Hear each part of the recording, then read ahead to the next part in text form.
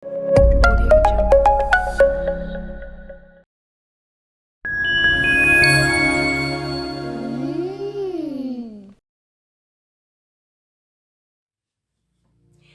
my name is Karen Michaelson, and I'm bringing this month's Food for Thought from my kitchen in Wyoming, Minnesota. I celebrated 43 years in the eye care industry this year. I'm a longtime member and volunteer for the Optical Women's Association, and now I serve as the co-chair for the Fireside Chats. It is the perfect month to bring you my favorite comfort food, pierogies. I call them precious potato pillows made from heaven. My father's Polish and my mother was Ukrainian, so we had pierogies quite often in our home. Starting as a Polish staple in the 13th century, they're still a favorite. Being Polish-Ukrainian, of course, there are a number of different pronunciations. Petehe, pierogi, whatever you call them, they're amazing. You can fill them with whatever you want. You can put potatoes and cheese, which I'll be using today. A lot of times I use sauerkraut. You can use meats, you can even use sweet fillings, and then they become something else. As you see draped over my shoulder here, I will show you, this was my apron that my mother made me when I was a little girl. This is how she used to wear her apron, so she could just wipe her hand on the apron rather than down and below and get it all over the floor. I guess that's the story.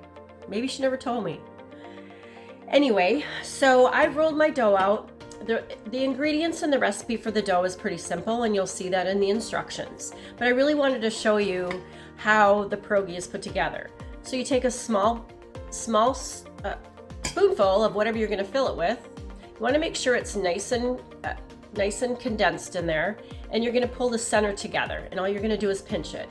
Then what you're going to do is you're just going to pinch along the edges. Make sure there's no potato in there. You can use a little bit of flour and just pinch and seal the edges. Now, if you really want to get fancy, which I don't get fancy, if you twist them, they get a little bit prettier looking, but I'm not very good at that, and I really don't care because they taste the same. So anyway, once you're done with all your pierogies, what you're going to do is you're going to freeze them. Put them on a plate, put them on a baking sheet, whatever you do, but freeze them until they're hard. This one is pretty hard right now. It's starting to thaw, but you want to bring up a pan of water to a boil, drop the pierogies in, and let them raise to the top. Once they've raised to the top, you can go ahead and eat them. I will say I usually eat probably one or two before they hit the frying pan. Some people like them boiled with a little bit of sour cream, a little bit of butter, some chives maybe, or especially fried onions. So the way we like them is once they're boiled, we drain the water off, and then we fry them in a frying pan with sauteed onions, as well as a little bit of butter, or a lot of butter, however much butter you want. But you want to watch them because they will get pretty toasty. So with all that being said, again, pierogies are really an amazing comfort food, and we are going to share a bite together, and I'm gonna send an invitation. If you happen to be in Minnesota, traveling up 35W North, which a lot of people do, please look me up and we can make pierogies together.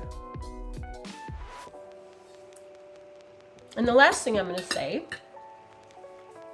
is cheers. Cheers to you and your family through the holidays. Stay safe, be well.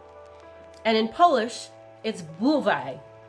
And in Ukrainian, dziękuję.